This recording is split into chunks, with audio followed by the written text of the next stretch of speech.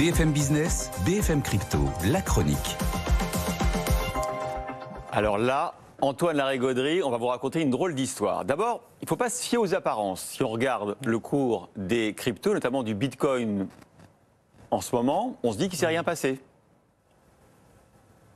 Oui, 46 000 $, on est sur les niveaux d'hier matin, 2300 pour l'Ether, 56 cents pour l'XRP. Autant dire que, effectivement, si on a fermé les yeux sur 24 heures, il ne s'est pas passé grand-chose.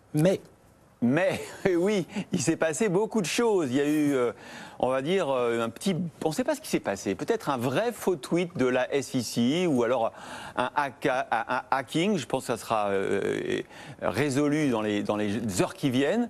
Qu'est-ce qui s'est passé ?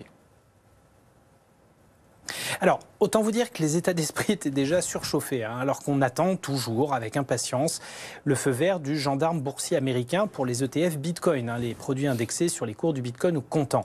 Et ça fait des mois qu'on a l'impression que le patron de la SEC, Gary Gensler, freine des cas de fer, demande des délais d'examen, etc. Et hier soir, alléluia, le feu vert tombe enfin, un peu plus tôt que prévu, il est 23h20 à peu près.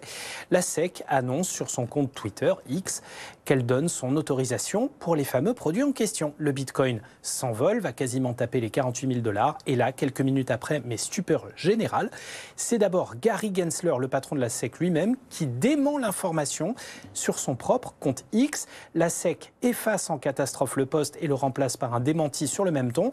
Le compte de la SEC admet avoir été compromis et a envoyé un post non autorisé, post qui ne viendrait pas du personnel de la SEC, selon son porte-parole. Bref, une confusion totale, mais qui va quand même bien plus loin qu'une histoire qui ne concernerait que le monde des cryptos, car selon certains analystes, les pertes potentielles après l'incroyable yo-yo d'hier sur les cours du Bitcoin sont estimées à plusieurs centaines de milliards de dollars en cash et en options. La SEC va peut-être même devoir ouvrir une procédure contre elle-même pour manipulation de cours.